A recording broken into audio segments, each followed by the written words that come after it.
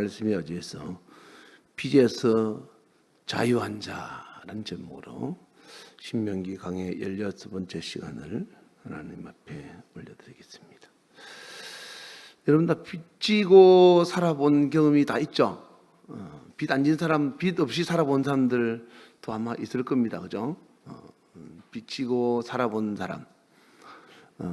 근데 빚을 너무 많이 지가지고 고생을 많이 한 사람들도 아마 없잖아 있을 겁니다. 저도 어릴 때 참 빚 때문에 고생 많이 했는데, 뭐 제가 고생한 게 아니라 우리 부모님이 고생했죠. 고생했는데 그 빚쟁이가 참 무섭더라고요. 빚 받으러 왔을 때 어떻게 좀 사정하면서 봐달라고 하는 그 빚 채권자에게 채무자가 얼마나 불편하고 무서운지를 어릴 때 많이 경험했습니다.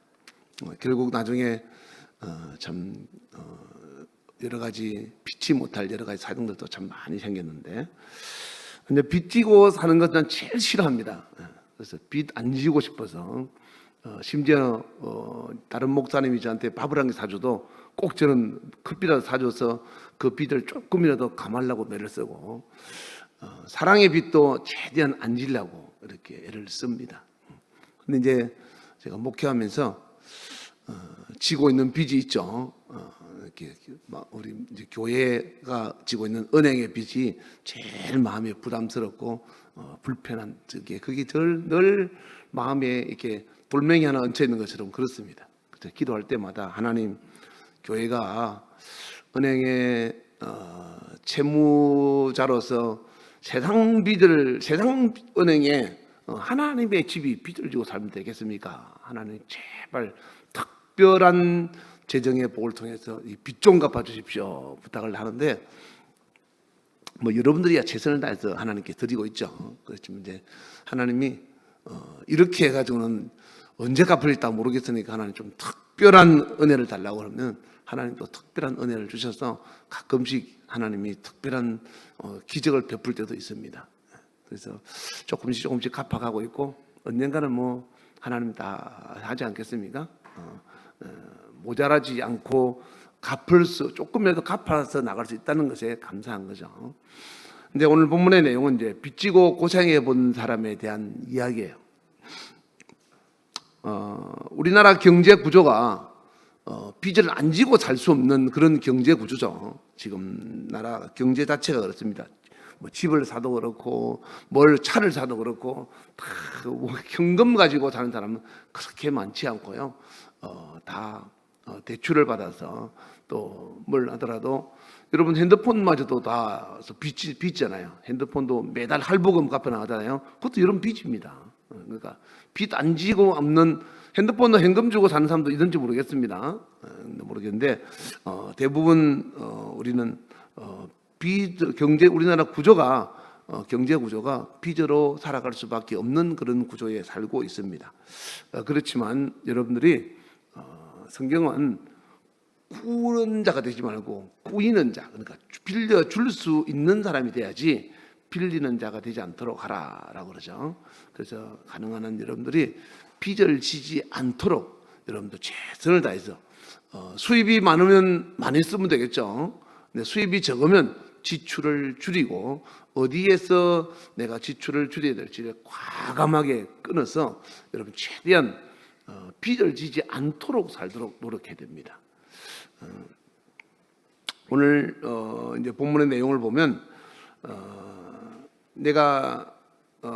우리가 이제 빚을 지어 있는데 누군가가 내 빚을 갚아줘서 내가 자유하게 되게 되면 얼마나 좋겠습니까? 그 갚아준 그 사람을 보고 우리는 은인이라 그러잖아요. 근데 구약에서는 그런 사람을 고엘이라고 합니다. 고엘. 내가 빚진 것을 그분이 탕감해줘서 내가 자유하게 해주는 거. 나의 은인, 생명의 은인, 목숨의 은인, 또는 내 경제적인 빚의 은인, 여러 가지 이제 나의 은인을 이렇게 우리는 고엘이다 이렇게 부릅니다. 근데 이 고엘이라는 단어는 다른 말로는 우리가 신약에 오면은 구속 구속자라는 말과 같이 사용합니다. 구속자. 신약의 구속자가 누구죠? 예수님이잖아요. 그죠? 예수님이 구속자잖아요. 예수님이 뭘 우리에게 갚아주셨어? 우리의 죄의 빚을 갚아주셨죠. 피를 흘려서 갚아주시고 우리의 죄를 다 탕감해주고 우리를 속량해 주셨죠. 대가를 지불하고, 우리가 그냥 구원 얻은 게 아니고 공짜가 아니고, 돈으로 계산이 안 되니까 그냥 그저 준 것 같지만은 사실은 공짜가 아니고 굉장히 큰 희생을 치른 겁니다. 그 희생이 뭔가 하면 바로 예수님의 피다 이 말이에요. 예수님이 그 속량, 그 핏값을 주고 우리의 죄를 다 탕감해 주시고 우리로 하여금 자유를 주셨다. 그래서 우리 구속자는 예수님이다. 신약의 고엘은 구속자 예수님이라는 거죠. 구약에서는 이런 사람을 고엘이라고 합니다. 자, 오늘 본문 1절에 보시면 고엘들의 정신, 구속자의 정신이 어떤 건지를 잘 나타냈죠. 1절을 보시면 매 7년 끝에는 면제하라. 고엘은 탕감해 주는 것은 7년이 지나면 다 없이 해주라 이 말이에요. 누구에게? 뒤에 보면 면제의 규례가 이러하니라. 2절 보시면 면제의 규례는 그의 이웃에게 꾸어진 모든 재주는, 이웃에게 뭐 쌀을 꽂았던 돈을 꽂았던 농사를 꽂았던 뭘 꽂았으면 그것을 면제하고, 그 이웃에게나 그 형제에게 면제해 줬으면 독촉하지 말라는 거야. 다시 너 내가 그 빌려준 거 있잖아, 그 몇 년 전에 그거 다 갚아 하고 다시는 독촉하지 말라. 왜냐하면 하나님께서 이것을 선포하셨다. 면제를 선포하셨다. 7년이 지나면 면제해 주라. 여러분들 인간관계에 있어도 좀 불편한 관계들이 있으면 7년이 지나면 다 잊어버려야 돼요. 그 10년 전에 것도 끄집어내고 말이야. 부부싸움 할 때도 10년 전에 거 끄집어내고 20년 전에 것도 옛날에 캐캐 묵은 소리 해가면서 이렇게 싸우고 그러면 안 됩니다. 성경은 예수님이 하나님 말씀하시기를 면제를 선포하셨어요. 7년이 지나면 모든 빚을 다 청산을 잊어버려야 돼요. 아내가 남편한테, 남편이 아내한테, 그리고 경제적인 거, 그리고 어떤 거든 간에 다 면제할 수 있어야 됩니다. 이건 하나님의 말씀이에요. 하나님의 선포고. 자, 이런 면제의 은혜를 왜 이렇게 하라고 했는가 하면 15절에 보시면 이런 말씀이 있어요. 이스라엘 백성들에게 너는 애굽 땅에서 종되었던 것과 내 하나님 여호와께서 너를 속량하셨음을 기억하라. 그것으로 말미암아 내가 오늘 이같이 너에게 명령하노라. 그 무슨 말이죠? 너도 내가 속죄해 줘서 너를 이렇게 됐으니까 너도 그렇게 용서해 주라 말. 그러니까 마태복음 18장에 보면 이런 말씀이 나오죠. 예수님이 1만 달란트 빚진 자에게 탕감해 줬더니, 탕감을 받은 1만 달란트 받은 사람이 100데나리온 빚진 자에게 찾아가서 감옥에 집어넣어 버리죠. 그죠? 그래서 그 주인이 뭐 굉장히 진노하잖아요. 그걸 잡아다가 옥에 넣으라고 하잖아요. 이 비유를 그렇게 들은 거예요. 그러니까 우리가 받은 용서와 우리가 받은 탕감은 내가 용서해주고 내가 탕감해줄 것보다 훨씬 더 큰 것을 받았다 이 말이에요. 너가 받았으니까 너도 그렇게 하라 이 말이에요. 이스라엘 백성에게 그렇게 말하는 거예요. 7년 있다가 면제해주라 이 말은 너도 하나님 앞에서 그렇게 받았지 않냐. 받았으니까 받은 사람답게 너도 받은 은혜에 감사해서 당연히 네가 면제해 주는 것이 맞다라고 하나님이 명령한다 이 말이에요. 자, 그래서 우리가 하나님으로부터 선택받은 사람은 이 모든 우리 모두는 다 고엘의 역할을 할 수 있어야 돼요. 우리는 하나님께 우리가 뭐 잘나서 예수 믿게 됐습니까?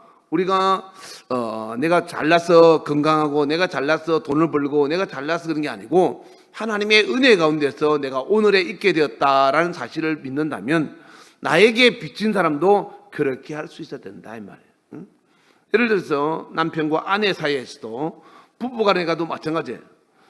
누구는 잘하고 누구는 잘못할 수 있겠죠. 그러나 세월이 지나서 오랜 많은 세월이 지나면 7년 이상의 것은 말하면 안 돼. 7년이 지나면 말하지 말라 이 말. 왜냐하면 너는 잘나서 지금 있는 게 아니다 이 말. 하나님 앞에 너도 은혜 받아서 너가 속량받았기 때문에 이 자리에 있는 거지. 네가 잘났다고, 넌 어렵다고, 너는 너 아내를, 너 남편을 그렇게 정죄하면 안 된다 이 말이에요. 응? 또 이웃도 마찬가지예요. 네가 돈을 벌고 싶었던 게 아니라 성경은 신명기 8장 17절에 보시면 내가 너에게 재물 얻을 능을 주셨느니라 그랬어요. 재물 얻을 힘도 누가 줬냐? 하나님이 주셨다는 거야. 그럼 재물을 얻었으면 내가 수고해서 벌었다라고 하면 안 된다는 거야. 내가 버는 게 아니라 하나님이 벌게 해주셔서 벌었기 때문에 그 버는 걸 가지고 남에게 빌려줘서 7년이 지나서 그러면 면제해 주라 이 말이에요. 이해가시면 아멘 합시다. 그래서 우리가 이 고엘이라고 하는 사람의 고엘이라는 정신이 우리가 모든 사람이 다 이 고엘의 마음을 가지고 했는데 이 고엘의 역할이 어떤 역할을 해야 되냐? 저와 여러분이 면제해 줄 때 어떤 역할이 되냐 하면은 첫째는 마음의 안식을 주는 역할을 해야 된다. 아까 말했죠. 독촉하지 말라고요. 마찬가지야. 고집 씹어서 당신 옛날에 말이야 시집 올 때 나한테 뭐 해왔어 말은지 뭐 옛날에 당신 나한테 섭섭했던 거 아까 어떤 내가 집에서 잠깐 나오기 전에 어떤 상담사 이름 뭐죠 이호선인가 그 상담사 하는 거 들어보니까 그런 이야기도 하더라고요. 엄마하고 아들을 나왔는데 엄마가 아들이 집을 나가고 싶다는 거예요. 자기는 고아였으면 차라리 더 좋았겠다 그러더라고. 그래서 왜 그러냐니까 자기가 3살 때 물에 빠져서 허우적거리고 있는데 엄마가 그 아이를 자기를 구하러 들어와야 되는데 엄마가 들어가려다 보니까 자기가 죽을 것 같거든. 그리고 엄마가 도망가 버린 거야. 그 엄마가. 사실 그런 엄마 없죠. 사실 사랑이라 그러면 원래 자식이 물에 빠지면 수영할 줄 모르면서도 수영할 줄 아는 것처럼 물에 뛰어드는 게 부모의 사랑이거든요. 근데 그런 부모가 있더라고요, 보니까. 그래서 이제 문제는, 그런데 아이가, 3살짜리 아이가요, 오기가 났는지, 막 후적후적 하다가 아이가 살아나온 거야, 얘가. 애가 혼자서 나온 거야, 수영을 해가서. 그러니까 기적같이 살았어, 애가. 근데 그 아이가 지금 34살이 됐어. 그 몇 년 지났어? 30년 넘었잖아요. 근데 이제 그 엄마가 한테 아이가 좀 커서 물어본 거야. 엄마, 그때 왜 나 버리고 갔어? 이렇게 물어보니까 엄마가 자식은 또 낳으면 되니까 너 죽으면 내가 다시 낳으면 되잖아. 그렇게 말하는 거야. 그러니까 이게요, 안 해도 될 말이잖아요, 이거는 사실. 그런 마음이 들어도. 근데 이런 이야기를 하니까 이 아이가 상처를 크게 받은 거야. 나는 엄마의 자식이 아니구나. 그때부터 이게 초등학교 1학년 때부터 9살 때부터요. 그때부터는 엄마하고 단절한 거야. 엄마한테 아무 이야기도 안 하고 자기 혼자 살아가는 거야. 학교에서 초등학교 때부터 고등학교 때까지 왕따를 당했는데 엄마라고 모르는 거예요, 그 사실을. 심지어는 학교에서 왕따 당할 때 어떻게 했는가 하면 학교 가서 자기가 화장실 가면 꼭 친구들이 2-3명이 따라가서 네가 남자인가 여자인가 확인한다는 거야. 그렇게 성추행까지 당하고 이렇게 했다는 거예요. 그런 일을 고등학교까지 당했대요. 그러니까 이건 엄마가 들으니까 깜짝 놀라잖아요. 근데 그런 이야기를 엄마가 자식한테 엄마의 무슨 검사하는 거 있잖아요. 조사하는 거요.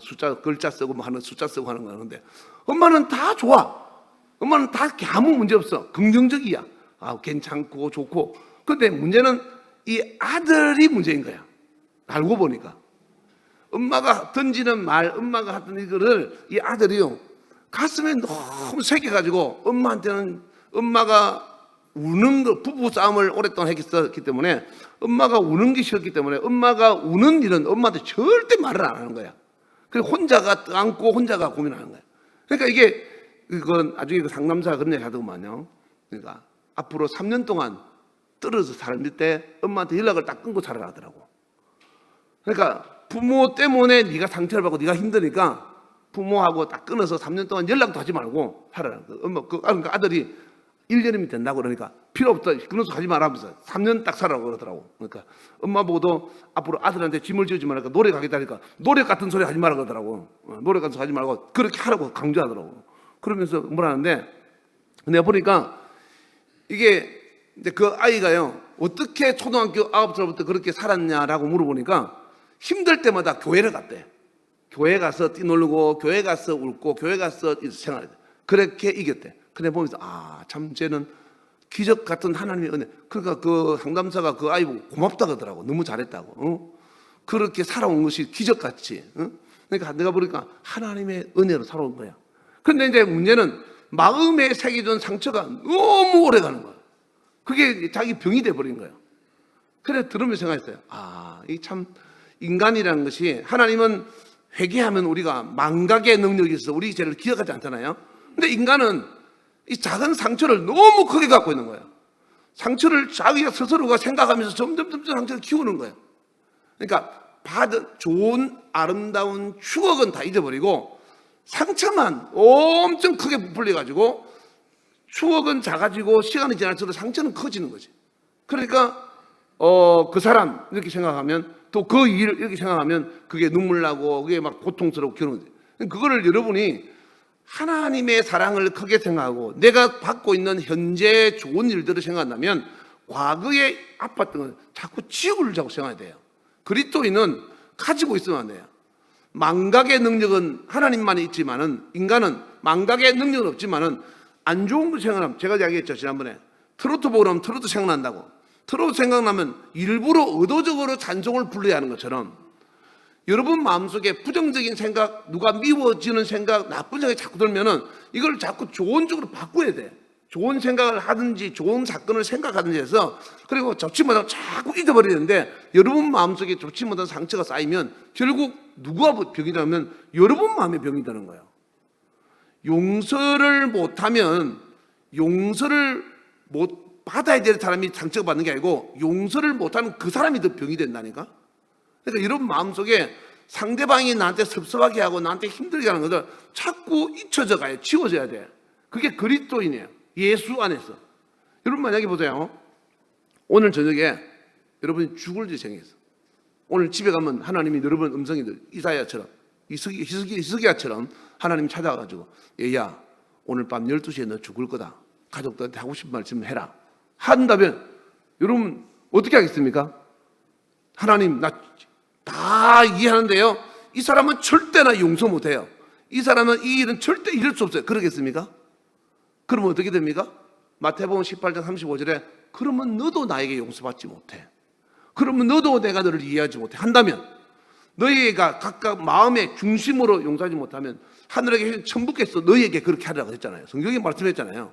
그러니까 내가 왜 내 남편 때문에, 내 아내 때문에, 내 자식 때문에, 내 부모 때문에, 그리고 내 이웃의 어떤 누구 때문에 내가 왜 상처 당해야 되냐고. 결국 하나님 앞에 심판은 그 사람이 받는 거야. 그러니까 여러분 마음속에 성경 이 지금 말씀처럼 잊혀져라 그렇게 가야 돼. 자꾸 지워야 돼. 여러분 의도적으로 지고 노력해야 돼. 안 잊혀집니다, 여러분. 세 살 버릇 8가지 간다고 인간은 잘 잊어버리지 않아요. 하나님이 아니기 때문에. 그러나 안 잊어버리지만 여러분 스스로 노력하셔야 돼. 자꾸 지워버리고, 지워지지 않겠지만 더 좋은 것을 자꾸 생각하려고 노력해야 돼. 미워하는 마음보다 좋아하는 마음. 내가 얘기했죠. 부부싸움을 해도 싸울 때는 화가 나서 그 순간 싸우겠죠. 그러나 혼자 있을 때는 내 아내가, 내 남편이 나에게 잘했던 것을 생각해서 이 지금 싸웠던 것을 자꾸만 잊어버리고 좋았던 것을 생각해서 풀어가려고 해야 되는데, 이게 자꾸 쌓여가지고 생각 혼자 있으면 자꾸 생각이 집을 짓고 마치 내 남편이 언제 들어오나 했는데 안 들어와. 이게 봐 11시도 안 들어와. 12시 들어오겠지. 안 들어와. 노래방 갔나 보다. 안 들어와. 모텔 갔나 보다. 그래? 자꾸 생각이 집을 짓는 거예요. 이제 커갈수록. 이게 누가 하느냐? 악한 마귀가 성경의 말씀처럼 가라지를 뿌리는 거예요, 머릿속에. 그러니까 여러분이 알고 보면 아니야. 남편이 친구 갑자기 직장에 장례식이 나가지고 장례식장 갔다든지 그럴 수 있잖아요. 급하게 생겨서. 아니면 핸드폰 전화에 방전인데 전화를 못했다든지 그럴 수 있다. 근데 자꾸 머릿속에 나쁜 생각이 집을 짓는 거야. 그러면 이제 들어오면 대판 싸우고 난리치는 거야. 그렇게 했냐 안 했냐 알고 보니 아니야. 자기 혼자만 죄진 거예요, 이제 속으로. 이렇게 되면 안 된다. 설령 그랬다 할지라도 여러분 아니야. 내 남편은 그런 사람 아니야. 내 자식은, 내 부모는 그런 사람 아니야. 여러분 스스로가 자꾸 여러분을 다스려야 돼. 그래서 오늘 말씀처럼 여러분이 고엘의 역할을 감당하려면 여러분에게 실수하고 여러분한테 잘못한 사람의 마음에 안식을 줄 수 있는 사람이 되어야 된다, 이 말이에요. 우리가 사실 여러분도 이제 여기도 뭐 빚이 있는 사람도 있고 없는 사람도 있겠죠. 저는 빚을 많이 지본 사람이고 또 그렇게 가정 봐왔고 경험했기 때문에 이 빚지면요 제일 힘든 게 뭔가 하면 돈보다 힘든 게 뭔가 하면 마음의 빚이야. 마음이 되게 힘들어요. 마음이 힘들어서 막 부담스러워. 이거 언제 갚아야 되지? 어떻게 막 부담스러워서 막 되게 그 사람 빚진 사람한테 부담스럽고 그러잖아요. 그런 게 있죠. 그래서 우리가 고엘의 역할이라는 것은 내가 남에게 면제해 준다는 것은 그 사람 마음에 안식의 은혜를 주는 거야. 부담 갖지 마. 근데 이제 사실 제가 이제 그런 사람도 있더라고요. 저도 이제 그런 경험을 해본 사람이 있는데 괜찮아요. 걱정하지 마요. 저는 이렇게 하나님의 은혜 가운데 드린 거예요. 그러니까 안 갚아도 돼요. 이렇게 해도 부담이 생기니까 그분이 나하고 연락을 안 하려고 하더라고요. 자기가 채무자인데 그런 사람도 있더라고요. 근데 우리가 이게 사랑은 줄 줄도 알고 받을 줄도 알아야 돼요. 누군가가 나에게 어떤 사랑을 베풀면 그걸 아이고 부담스러워서 아이고 이걸 어떻게 내가 받아 미안해서 그러면 안 돼요. 아이고 이거 괜찮겠습니까? 이렇게 하셔도 이렇게 아이고 내가 기쁨으로 드리는 겁니다. 이렇게 딱 주면은 그럼 감사하게 받겠습니다. 그리고 제가 꼭 기도하겠습니다. 고맙습니다. 그리고 그 사람이 기도해 주는 거예요. 그러니까 그걸 그 사람한테 고맙다고 당연히 말해야 되겠죠. 그러나 그 사람을 시킨 분은 누구겠습니까? 하나님이라는 거예요. 하나님께서 주신 사랑을 그 사람을 통해서 시켰는데 내가 그것을 거절하면 그 사람한테 인간적인 것 때문에 하나님의 은혜를 내가 거절하는 게 되는 거예요. 그러니까 여러분에게 누군가 사랑을 베풀거든 그 사랑을 받을 줄도 알되 당연히 그 사람에게 고맙다고 인사하고 감사하다고 표현해야 되겠죠. 그러나 그 일을 하신 주체는 하나님이라는 거예요. 그러니까 받을 줄 알아서 받았으면 나도 남에게 줄 줄도 알아야 돼. 그러니까 여러분들이 우리 그리스도인들은요 남한테 이렇게 그 뭐라 그럴까요? 비굴한 모습 그냥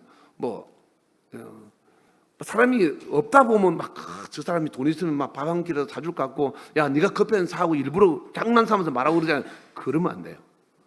절대 그 사람이 내가 돈이 없고 상대방이 돈이 엄청 많아도 내가 먹고 싶은 커피가 있거든. 그 사람이 스스로 야 내가 커피 먹을래? 네가 사주면 내가 먹을게. 그래서 사주는데 야 나 커피 먹고 싶다. 너 커피 한 사라. 이렇게 하면 안 돼요. 의도적으로 요구하는 상을 하면 안 돼. 그리스도인은 요구하면 안 되고 그러면 그 나쁜 사람이 되는 거예요. 하나님 앞에서. 그러니까 요구하지 말고 그 사람의 감동에 의해서 주는 거는 하나님이 그 사람 마음을 움직여서 나에게 사람 베푸는 건데 그래 네가 사주면 내가 잘 먹을게. 그리고 내가 다시 다음에 또 나도 한번 필요하면 사줄게. 이렇게 하셨는데 여러분 의도적으로 남에게 내가 약해서 내가 없어서 야 내가 오늘 말이야 누가 같이 이야기하는데 내 쌀이 떨어졌어 어쩌고 그러면 여러분들이 약한 모습을 보이면 안 돼요. 인간적인 모습을 하면 안 되고 여러분은 항상 없는 것 같지만 강한 자고 하나님께서 함께하는 사람이라는 것을 잊으면 안 돼요. 그래서 여러분은 항상 주는 자가 돼. 없어도 주는 자. 여러분은 남에게 받는 자가 아니라 구워줄지언정 꾸지 말라고 그랬어요. 그러니까 여러분들은 항상 지난번에 이야기했지만 그 호주의 그 김영 장조 이야기했죠.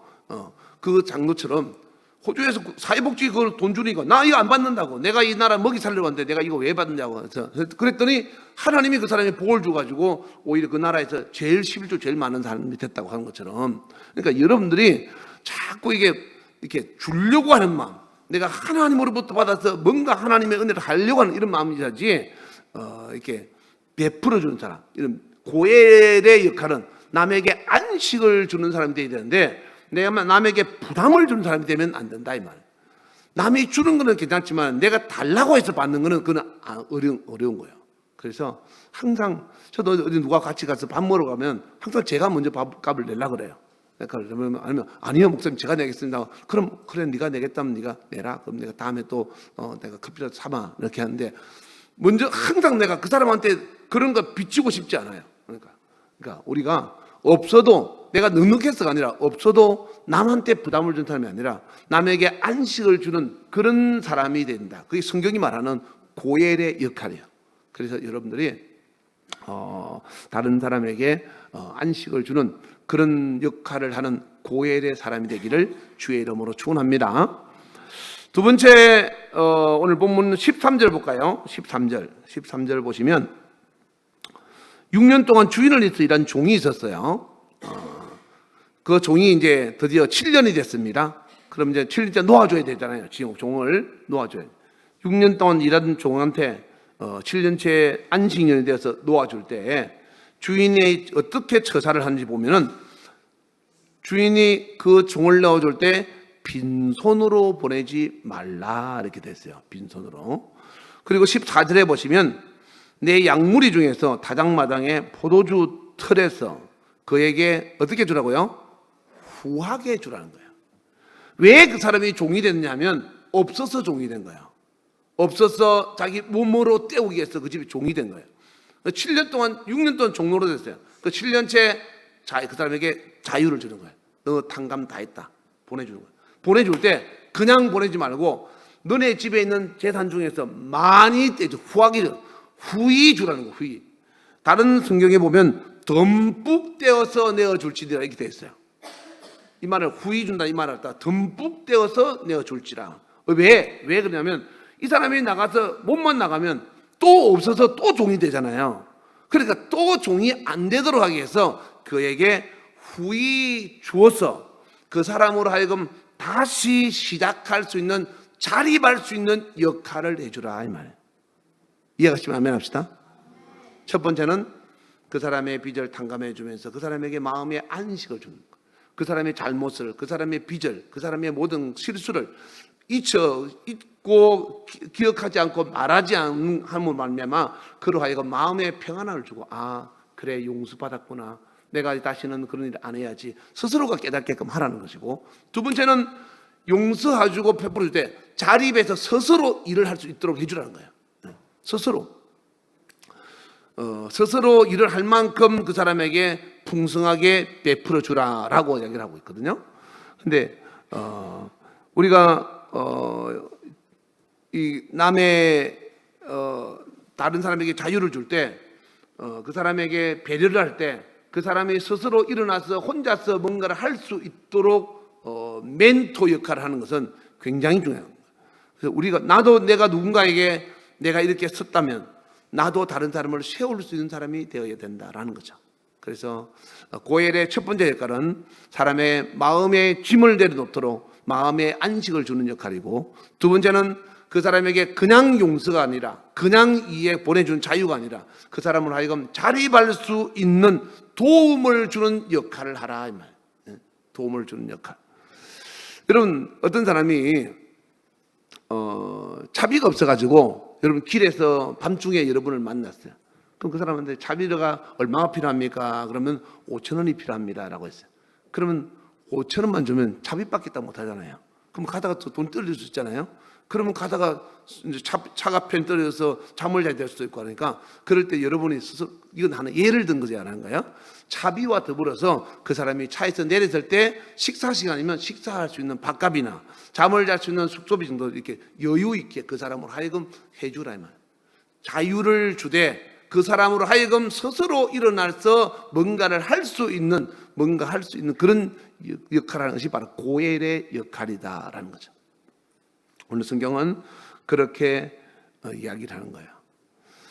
세 번째 이 고엘의 역할은 그런데 가는 사람이 이제 오늘 16절 볼까요? 16절 보시면 종이 만일 너와 내 집을 사랑함으로 너와 동거하기를 좋게 여겨 내게 향하여 내 주인을 떠나지 아니하겠노라 하거든. 17절에 송곳을 가져다가 그의 길을 문에 대고 뚫으라. 그리하면 그가 영구히 내 종이 되리라. 내 여종에게도 그같이 할지니라. 자, 이제 종을 자유하게 가되 내가 너에게 그동안 수고한 것으로 이렇게 가서 이걸 가지고 네가 스스로 자립해서 새롭게 한번 네가 시작해 보라라고 했는데 그 사람이 6년 동안 일하면서 너무 정이 들었어. 주인님, 저는 안 가고 싶어요. 그냥 여기 살래요. 그러면 그래. 그러면 이제 송곳을 가지고 길을 뚫어. 요즘 여자들 귀걸이 하잖아요. 뚫으면 너는 내 거다라는 뜻이죠. 내 거다라는 뜻이에요. 문제는 과거에는 종으로서 주인을 섬겼다 할지라도 이제부터는 감사한 은혜로 섬기게끔 하라는 거죠. 감사. 여러분 우리가 율법은 안 지켜도 됩니까?